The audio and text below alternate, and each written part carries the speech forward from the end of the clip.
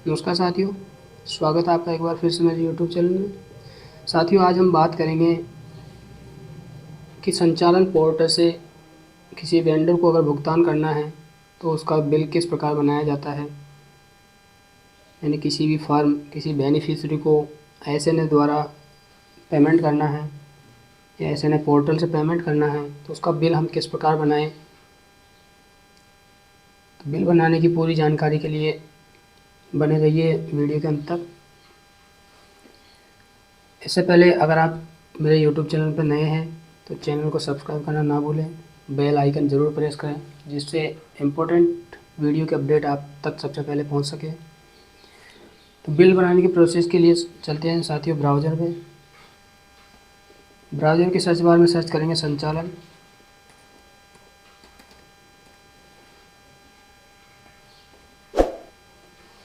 संचालन पर क्लिक करने के बाद कुछ इस तरह का इंटरफेस आपके सामने आएगा। इसमें आप लॉगिन राजस्थान पे क्लिक कर सकते हैं। संचालन आ रहा है तो संचालन पे लॉगिन कर सकते हैं या फिर लॉगिन ऑप्शन आएगा उस पर क्लिक कर सकते हैं। क्लिक करने के बाद ये हमें यहाँ पर लॉगिन पेज पे ले जाएगा। यहाँ पर डीडी ऑफिस को दी गई संचालन या एसएनए लॉगिन आईडी पासवर्ड डालकर लॉगिन करेंगे। मैं यहाँ पर आईडी पासवर्ड डाल लेता हूँ। आईडी पासवर्ड डालने के बाद कैप्चा डालेंगे और कैप्चा डालकर यहाँ पर लॉगिन पर क्लिक करेंगे। क्लिक करने के बाद कुछ इस तरह का डिस्प्ले आपके सामने होगा। इसमें डीडीओ के रजिस्टर्ड मोबाइल नंबर पर ओटीपी भेजा जाएगा, तो यहाँ पर भेजने के लिए सेंड पर क्लिक करेंगे। क्लिक करने के बाद जो पोर्टल है उसने डीडीओ के रजिस्टर्ड मोबाइल नंबर पर एक ओटीपी भेजा है। उस डीडीओ के मोबाइल नंबर पर भेजे गए ओटीपी को डालने के बाद यहाँ पर हम वेरीफाई पर क्लिक करेंगे। क्लिक करने के बाद ओटीपी वेरीफाई का सक्सेसफुल का मैसेज आएगा। उसके बाद ये हमें संचालन पोर्टल है उसके लॉगिन के होम पेज पे ले जाएगा, जहाँ कुछ इस तरह का डैशबोर्ड होगा। यहाँ पर केवल अभी एक ही ऑप्शन वर्किंग दिख रहा है, तो यहाँ पर हम एजेंसी का नाम सेलेक्ट करेंगे। सेलेक्ट करने के बाद यहाँ पर आपकी एजेंसी नाम यानी कि आपका स्कूल नाम, डीडीओ स्कूल का नाम, उसका अकाउंट नंबर, आईएफएससी कोड और लिमिट यानी अब तक संबंधित एजेंसी को कितनी राशि जारी की गई है वो यहाँ पर दिखाई देगी। हिस्ट्री में हम कितना अमाउंट ब्लॉक्ड है, कितना हम यूज कर चुके हैं, कितना अभी शेष है वो यहाँ पर दिखाई देगा।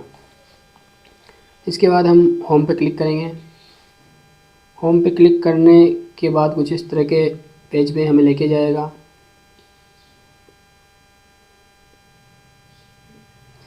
जहाँ पर कुछ इस तरह के मेन्यू होंगे।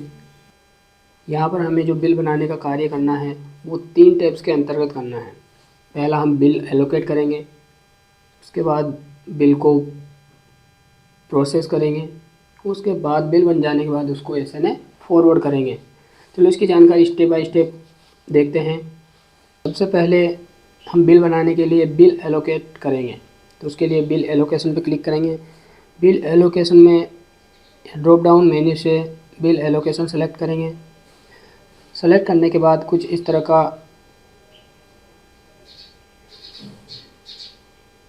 बिल एलोकेशन सेलेक्ट करने के बाद कुछ इस तरह का डैशबोर्ड आपके सामने आएगा।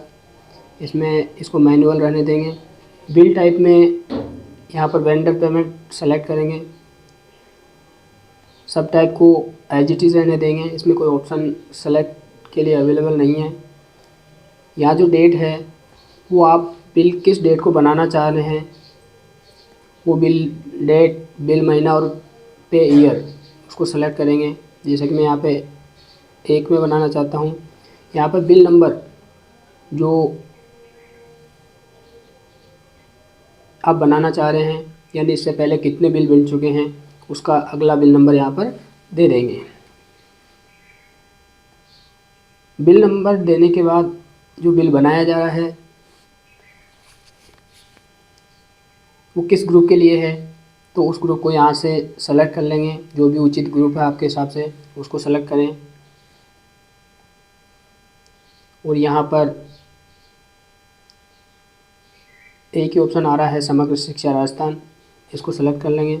सेलेक्ट करने के बाद यहाँ पर सबमिट पर क्लिक करेंगे तो bill registered detail added successfully, यानी आपका बिल एलोकेट हो चुका है। तो यहाँ पर ओके पर क्लिक कर देंगे। ओके पर क्लिक करने के बाद अब इस बिल को प्रोसेस करेंगे। बिल प्रोसेसिंग के लिए आपको अदर बिल पर कर्सर ले जाना है। यहाँ अगर आप मोबाइल से कर रहे हैं तो उसको टैप किए रहें। उसके बाद कुछ 4 ऑप्शन आएंगे। इन 4 ऑप्शन में आपको फिर वेंडर बिल पर आपको कर्सर रखना है, इसको दबाए रखें, टैप किए रहें और उसके बाद अंतिम ऑप्शन जो है वो वेंडर प्रोसेस, इस पर क्लिक करेंगे तो कुछ इस तरह का डिस्प्ले आपके सामने होगा।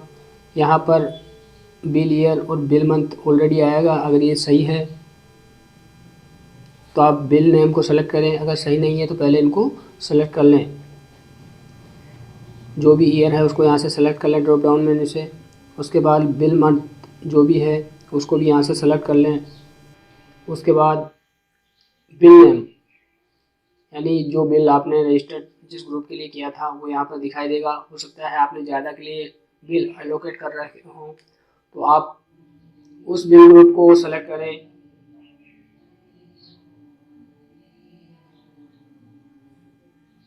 जिस ग्रुप का आप बिल बनाना चाहते हो तो यहाँ पर सेलेक्ट कर लिया। सेलेक्ट करने के बाद यहाँ पर बिल नंबर, जो बिल आपने इस ग्रुप के लिए एलोकेट किया था, रजिस्टर किया था, उसको यहाँ पर सेलेक्ट करेंगे। सेलेक्ट करने के बाद इस तरह का इंटरफेस और खुलेगा। यहाँ पर आप सैंक्शन नंबर डालें, जो भी आपका स्वीकृति आदेश क्रमांक है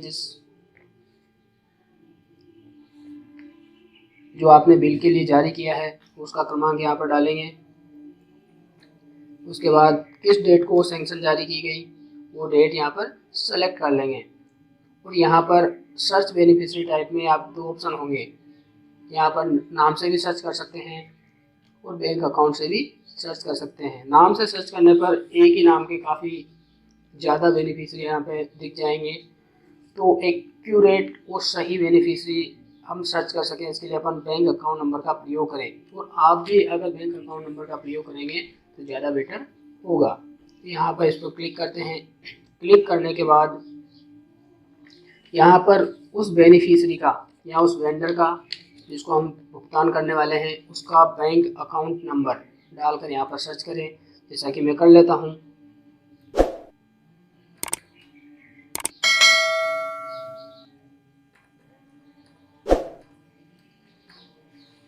जो ही आप बैंक अकाउंट नंबर डालेंगे उस वेंडर का नाम और PFMS कोड यहाँ पर शो होने लगेगा, तो उसको आप सेलेक्ट करें। तो उसको सेलेक्ट करने के बाद उसकी राशि, तो उसको सेलेक्ट करने के बाद यहाँ पर उसका पेमेंट डिटेल वाला पेज खुल जाएगा जिसमें उसका नाम, मोबाइल नंबर, बैंक ब्रांच का नाम, बैंक और ब्रांच और उसका जो अकाउंट नंबर है जो हमने सर्च किया था वो यहाँ पर दिखाई देगा। इस डिटेल को भली भांति जांच कर लें। अगर ये गलत है या सही नहीं है तो आप यहाँ से दोबारा से सर्च कर सकते हैं। उसके बाद कितनी राशि का वो बिल है उस बिल की राशि यहाँ पर डालेंगे और बिल की राशि डालने के बाद यहाँ पर रिमार्क, जो भी आप उचित रिमार्क समझे उस बिल के लिए, यानी किसका है, किस उद्देश्य से पे किया जा रहा है, उसको यहाँ पर लिख देंगे। उसके बाद यहाँ पर सबमिट पर क्लिक करना है। पेमेंट डिटेल डालने के बाद ऐसे एक बार चेक कर लें, फिर उसके बाद यहाँ पर सबमिट पर क्लिक करें। सबमिट पर क्लिक करने के बाद डाटा सफलतापूर्वक सेव हो गया है ये मैसेज आएगा, यानी आपका जो बिल बन चुका है।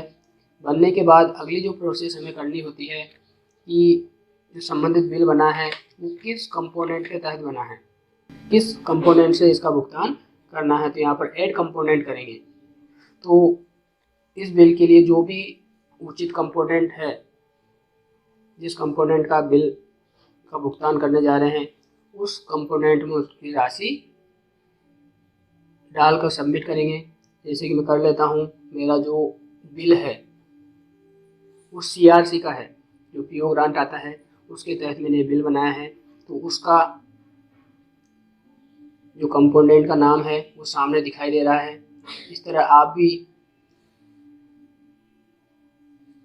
जिस कंपोनेंट का बिल आपने बनाया है उसके सामने या उसकी जितनी राशि है उसको उसमें डाल दें। आपके केस में हो सकता है कि एक से ज़्यादा मद का आपने बिल बनाया हो, तो जितनी जितनी राशि जिस कंपोनेंट की है उस कंपोनेंट में डाल दें।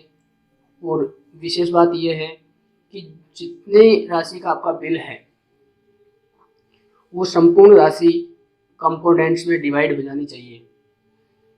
जितनी राशि का बिल है उतनी राशि कंपोनेंट में यहाँ पर डालनी होगी। अगर आप कम ज़्यादा डालते हैं तो यहाँ पर सबमिट नहीं होगा। तो जैसा कि मेरा यहाँ पे CRC का बिल था, मैंने यहाँ पे डाल दी है और नीचे यहाँ पर सबमिट का ऑप्शन है, इस पर क्लिक कर दें। क्लिक करने के बाद कंपोनेंट एडेड सक्सेसफुली का मैसेज आएगा। तो दोस्तों इस तरह से आपका जो बिल है वो बनकर तैयार हो चुका है, भुगतान के लिए रेडी है। अब आपको जो अंतिम प्रोसेस है इसको ECS या फॉरवर्ड करने की जो प्रक्रिया है उसको पूर्ण करना है, तभी संबंधित बिल का जो अमाउंट है, जो राशि है, वो संबंधित वेंडर के खाते में जाएगी। तो बिल को फॉरवर्ड करने के लिए हम ऑथोराइजेशन पे टैप करेंगे। ये टैप किए रहेंगे अगर आप मोबाइल से कर रहे हैं, और आप अगर लैपटॉप या PC से कर रहे हैं तो इस पर क्लिक कर्सर को ले जाएं। कर्सर को ले जाने के बाद एक ऑप्शन होगा bill forward and ECS approval, इस पर आपको क्लिक करना है।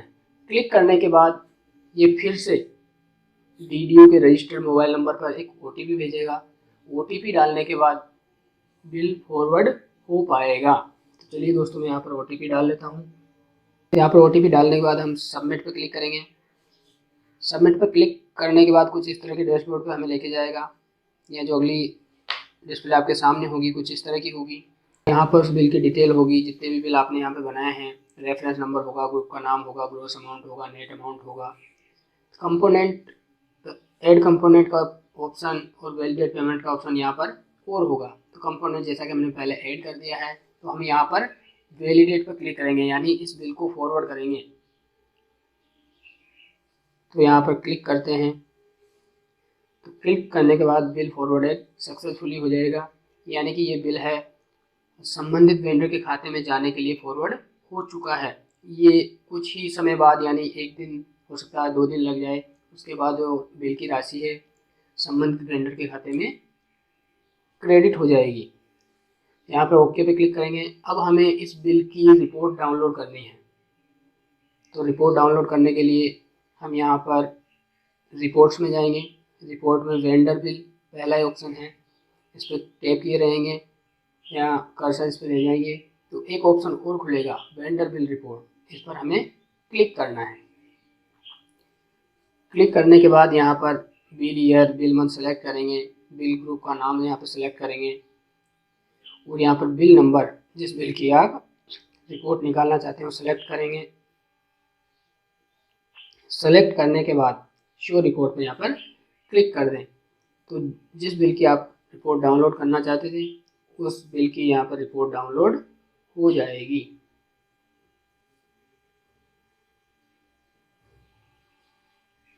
यहाँ पे थोड़ी प्रोसेसिंग धीमी है, इसलिए बिल रिपोर्ट डाउनलोड होने में थोड़ा टाइम लग रहा है। तो आप इस तरह से बिल की रिपोर्ट डाउनलोड कर सकते हैं।